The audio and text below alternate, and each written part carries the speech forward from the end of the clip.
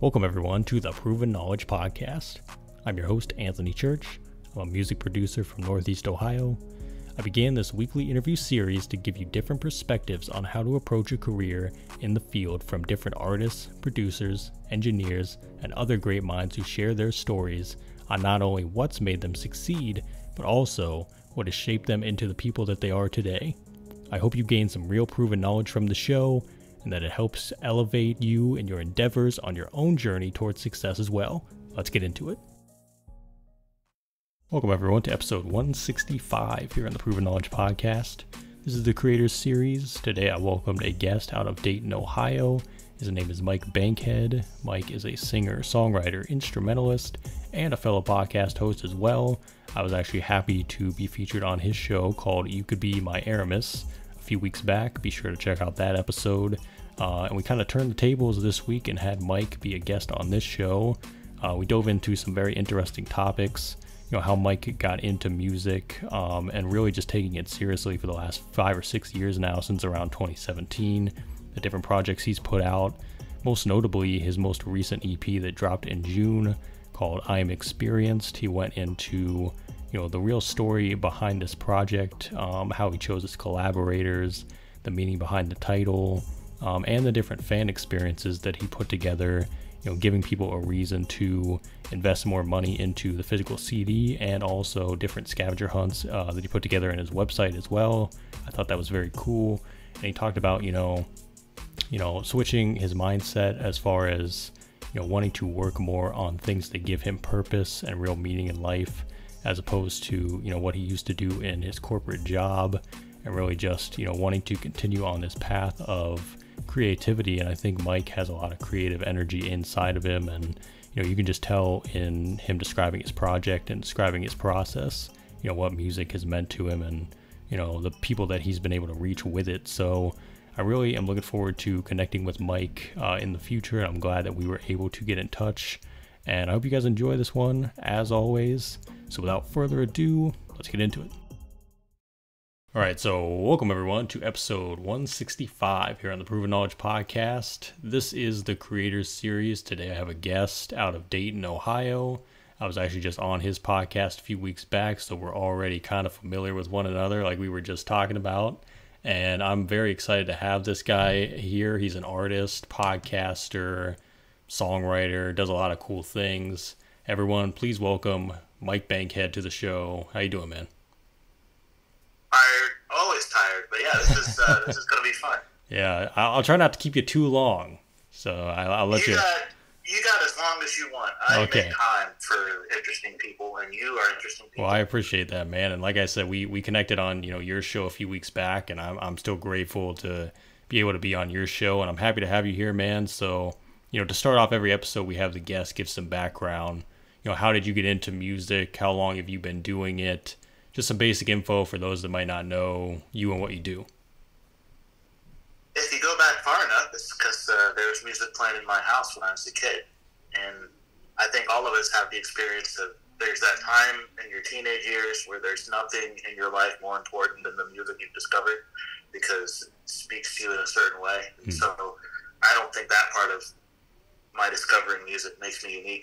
I didn't actually start learning how to play anything until I was in my early 20s. It was like 20 or 21 when I bought my first instrument, a bass.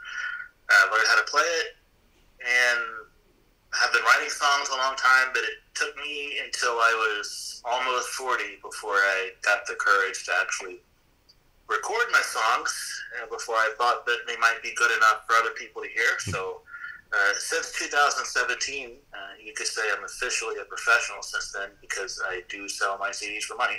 So that makes me a professional, despite not being as talented as most professionals. But yeah, my first record, I released it in 2017. And since then, I have another full-length album that's out, a split record with another artist, a whole lot of singles. And I just released a concept EP on the last day of spring, June 20th. So just a couple of weeks ago, actually a week ago tomorrow, but I don't know when you're going to hear this, so it might be a few weeks ago. But as we're talking today, 6 days ago, I released my latest project. So I like making music. I like writing songs, and I hope to be able to do that as long as I can. Yeah, that's awesome, man. And it's definitely cool that, you know, like you said, you kind of had to get to the point where you were confident enough to put yourself out there in that way too. Because I feel that we all kind of go through that in our own time too, where it's like you do it and you enjoy it yourself, but there's something different about putting it out there for, you know, the world to hear and the world to receive. So I definitely think it's great that you took that leap of faith, because now it's starting to pay off. You know what I mean? And like you said, it was probably 2017, so that's what, 6 years ago. You know, now just being that consistent, and now you're seeing all that stuff come back. And I definitely want to dive into your EP here in a second, but the first question I had was, when you did start out, this could even be before you were releasing music to the public, what do you think was the biggest challenge that you faced, and how do you think you overcame it? As far as, you know, it could be learning to play an instrument, it could be, you know, just having the confidence to even begin making music in general. Like, what was the biggest challenge that you faced early on?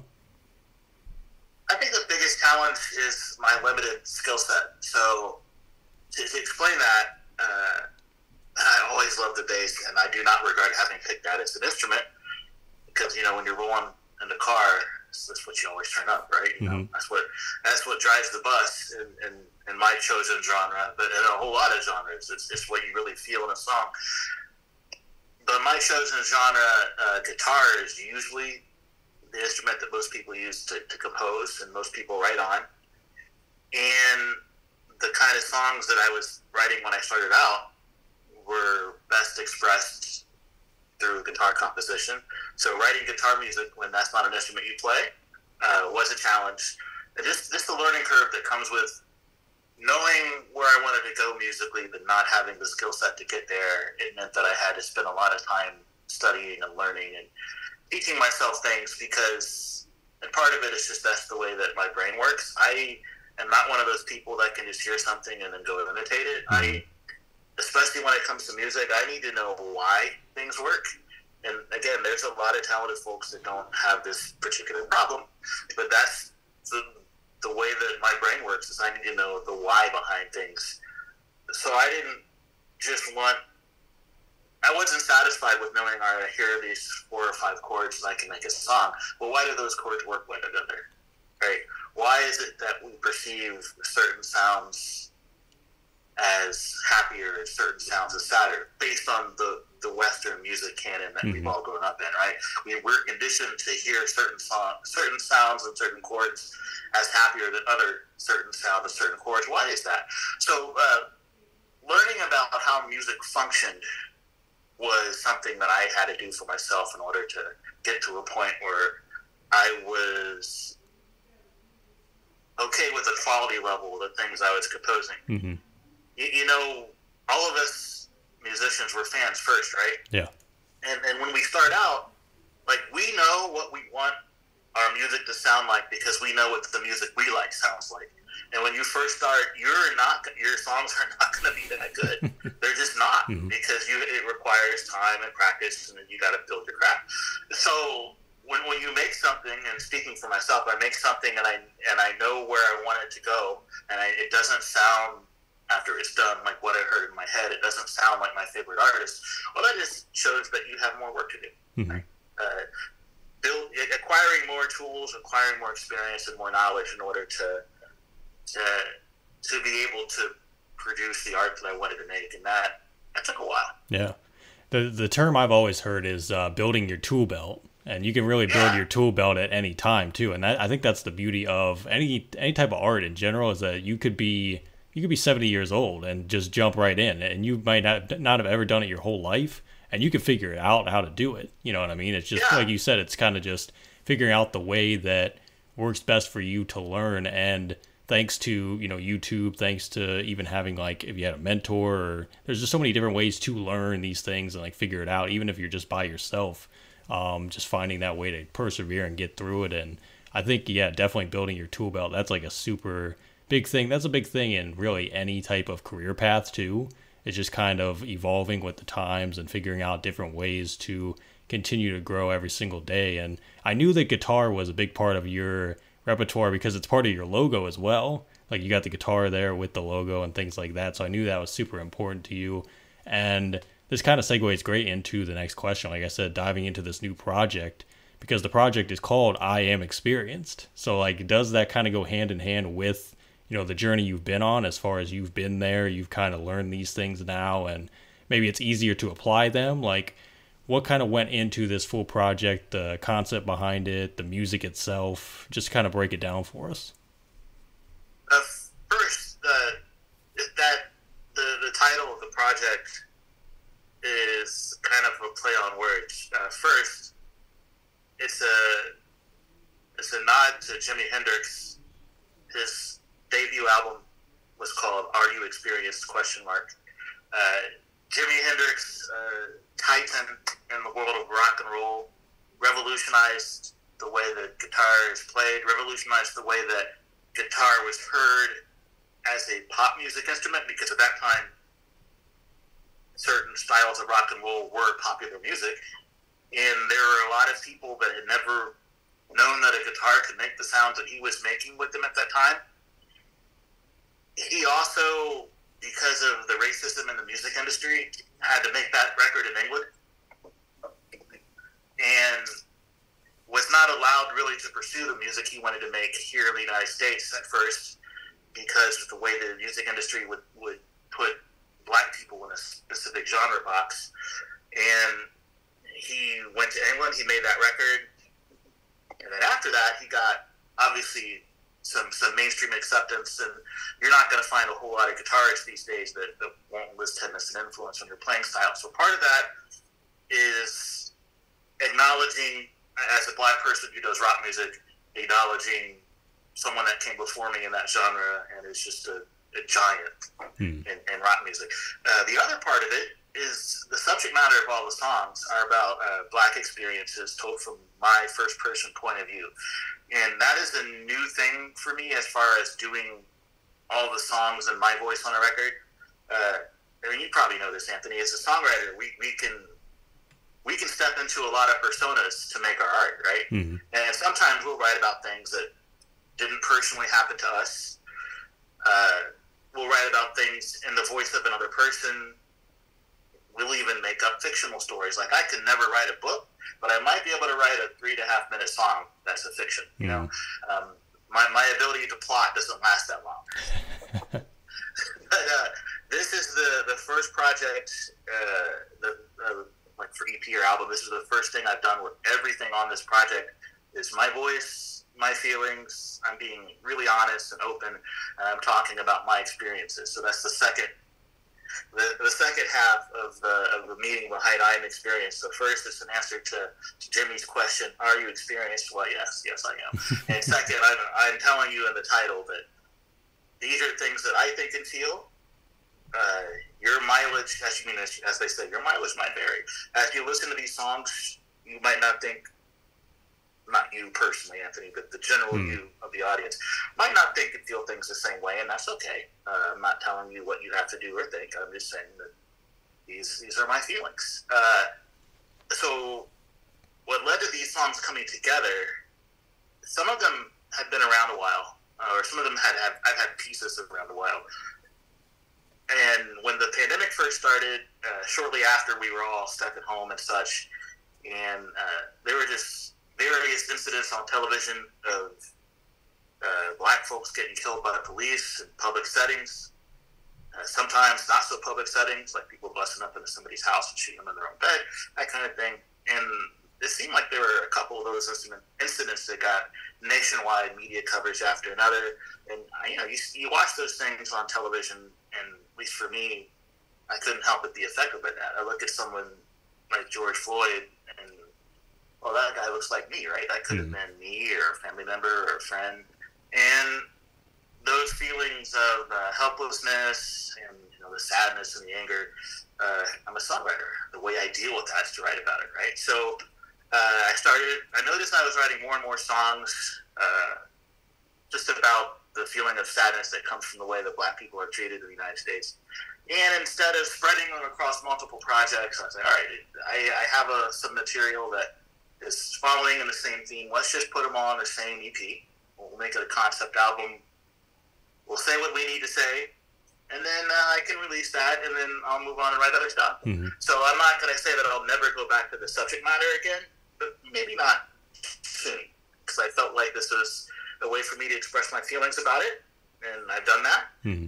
And I think it's an honest piece of art.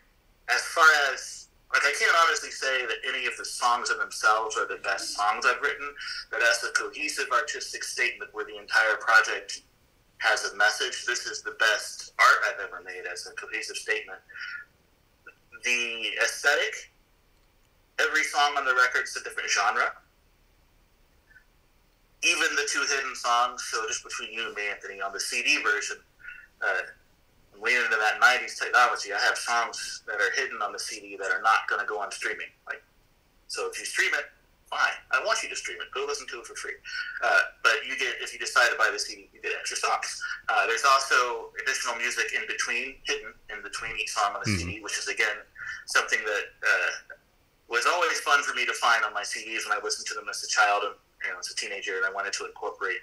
Like, if you're going to put it on a CD, let's lean into the technology, right? And do some of the stuff that, that it lets you do.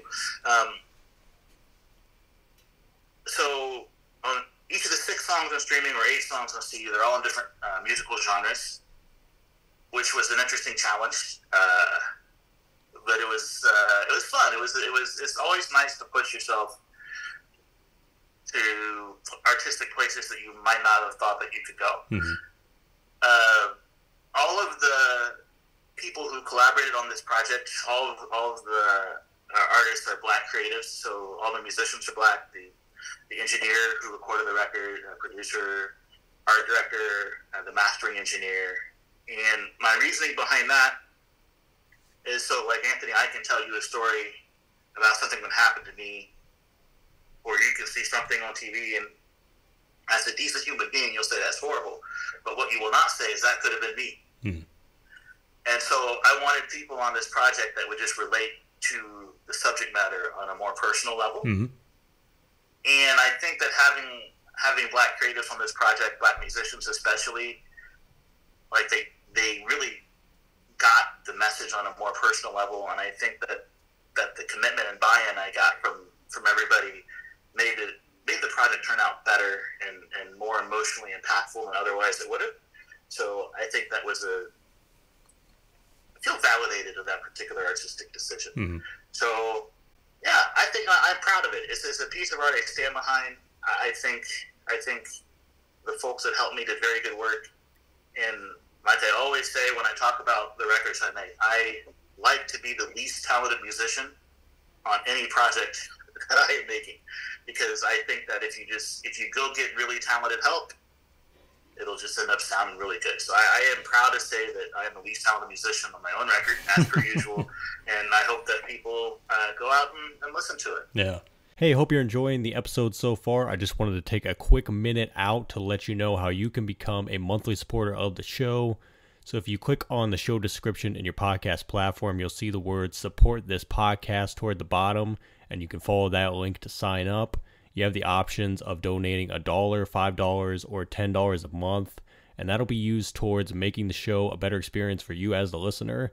That means new and exciting guests, giveaways, and a lot more that we can continue to provide for you. So feel free to click that link and check it out, or visit anchor.fm/provenknowledge/support to contribute today. And for now, let's get back into the episode. Well, man, I just got to say, even just hearing you talk and describe it, it's great to hear, because I can tell that, you put a lot of thought into it. You put a lot of conceptual ideas into the whole process and everything. And like you said, it was about 3 years of just kind of from that beginning part. And I think I always look at albums kind of in a way as time capsules too.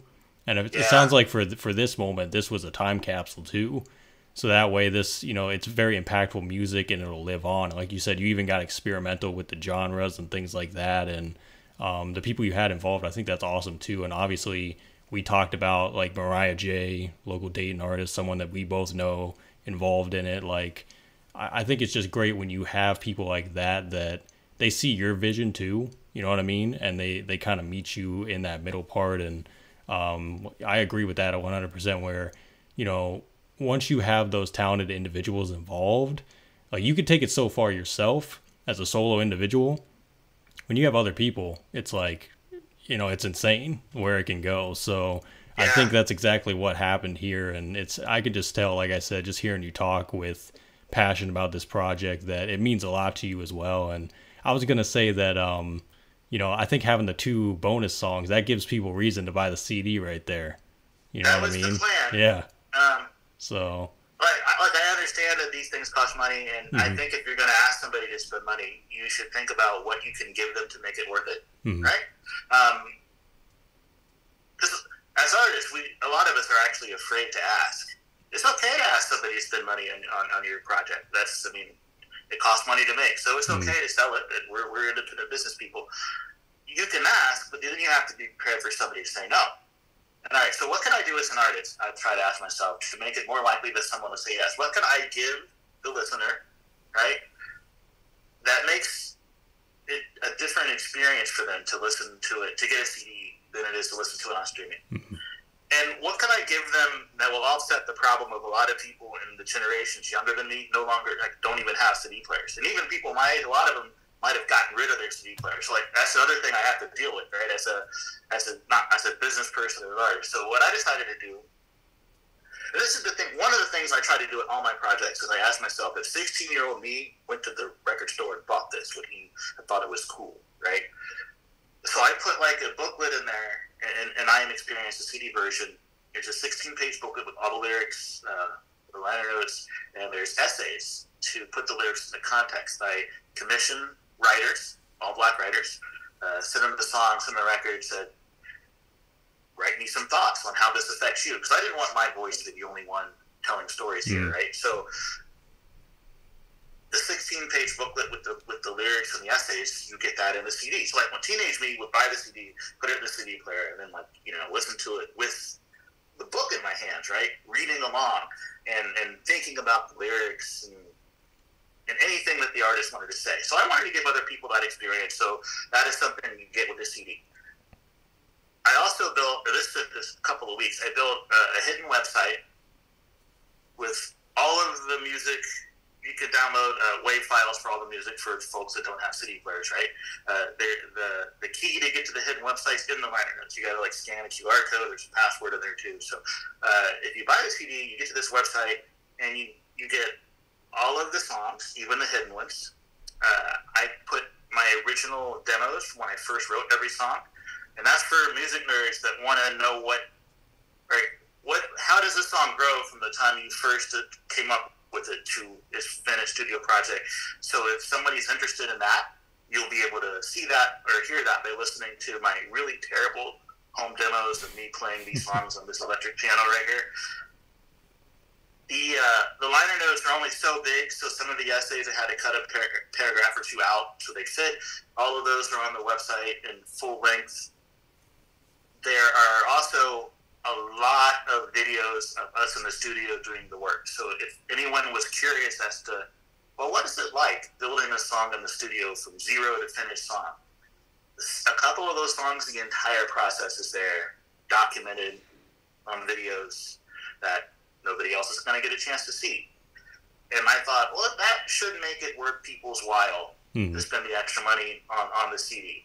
You're getting this whole pile of behind-the-scenes bonus content, and you're with me. You're with me and Mariah and Sharamondas and Rizzo as we're in the studio making the thing. And that is, I want to bring people in for the experience. That was a lot of work. I don't know if I'm ever going to do that again. like the taking the video is not the work. The actual building the website and trying to make it look organized and pretty, that took me a couple weeks. And that was a lot of work. But I want folks to enjoy it as a bigger artistic package than just the 6 songs that you can find on streaming, and that was my way of doing that. Yeah. And that's really leading with value too, which I think a lot of artists still, they kind of overlook, because they might still just be too locked into just the music, and they think, well, the music is all I need, I don't really need anything else. But it's like, that is what sets you apart though, is because you did that extra stuff too. So now people can look at that and be like, wow, that is cool. It's only a few more dollars. Why not invest that? Now I get all this bonus. And like you said, you're really taking them on the journey with you, from like when it was created and all the way up till now. So it is a lot of work, because I've even done that with my own stuff as well, and just different projects, trying to find out different ideas, like how can you get people more engaged with it, and like what are you doing and stuff. So but it's so much fun to get creative with those things too. And like we said earlier, when you have the collaborators to kind of give you insight as well, and like you said, you had them help with like the liner notes and the stories and things like that. So just from top to bottom, man, this whole experience that you crafted for this sounds incredible, and I definitely want to say congrats on being able to make that happen, and being able to, you know, take that from just a idea and really get it to where it is now. You know what I mean? Because I think that says a lot about you, and says a lot about your dedication to your craft too. So I definitely have to commend you for that, man. So thank you. Absolutely. It's been rewarding. Right, well, the rewarding is done. Ooh, no more working. No, that's not true. You know it's not true. Yeah, when it's done, then you gotta... On to the next thing. Yeah, it's on to the next thing, you know? On to the next thing. But, being, you know, putting a restriction on this project to only work with Black creatives, I had to go work with people I've never worked with before, which is cool, right? You get to meet more people. And the more people you meet, especially creative artists, there's always something you can learn from these folks. And, you know, I'm obviously not getting any younger, and I got a chance to collaborate with a whole lot of 20-somethings on this record. And I think to myself, I wonder how many people my age are interacting on a regular basis with people in their early 20s or late 20s, right? Probably not quite that many. And, like, it's nice to... Our experiences growing up are obviously super different because of the way technology has taken over our lives. So it's, and as you know, when you're in the studio working, there's a whole lot more that goes into that than just the work, right? There's lots of conversations. You get to know people on a pretty intimate level, because you're in there sharing thoughts and feelings. And it was just really nice to get a chance to get to know some outrageously talented people, some very kind people, and folks that I'm going to want to collaborate with again on future stuff, if it is at all possible. And that was another really cool thing. So it was really great to get other generations' voices. You know, both of us love Mariah. Like, I don't even think she's 30 yet. I think Cam is like 22. Sherry's a senior at Ohio State. She's like 22. So it is a little interesting working with people who are young enough to be my kids, if I had kids. But yeah, it was pretty great, especially seeing the creativity they came with and the enthusiasm that they approached the project with. And those kind of pleasant memories are the ones that I'm going to remember probably the longest. Yeah. Is the wonderful people that I got a chance to be around. Yeah. There's nothing more special than the process when it all comes together, you know what I mean? So definitely sounds like this was one of those times, and once again, man, congrats on that, because I think it's super awesome. And last few questions here, and these are ones I ask on every episode. And the first one is, if you can go back 10 years ago, maybe give yourself a piece of advice, or maybe not change anything at all, what do you think you would do? Man, I'd give myself so much advice. Like, you wouldn't... is that like just life advice, or about the music business? It could be either one. It could be both, even. Because really, I would, like, if I had time to prepare the speech for a 10-year younger me, I'd like write up I'd have like half a notebook with stuff, and then I'd have to book a couple hours with 35, because I'm 45, so that'd be 35-year-old me. I'd have to book a couple hours with 35-year-old me, just like block out some time, because I have a lot of things to say.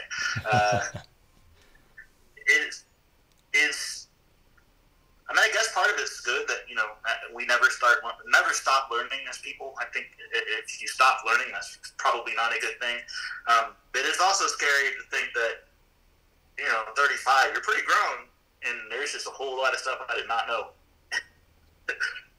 So I think creatively, I would tell myself to stop being so scared. I would also tell myself, stick with the piano lessons longer.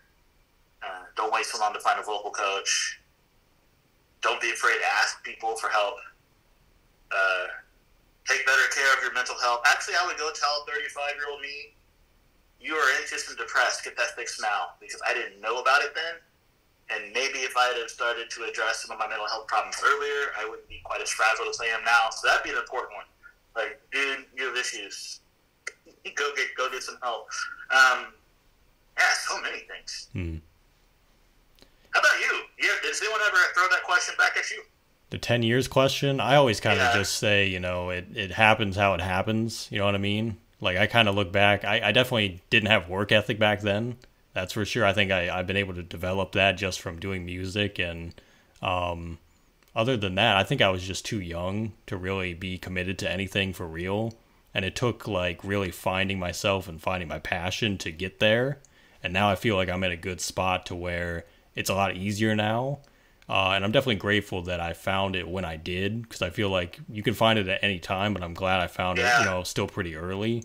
And now it's kind of just like staying that path. So for me, I think it's just like it kind of happened how it was supposed to happen. But, I definitely think just looking at it, it's cool to look back on your own journey too, because then you see how far you've really come. You know what I mean? Yeah. So I would have told myself to get out of corporate America sooner. The thing you mentioned about work ethic is so true.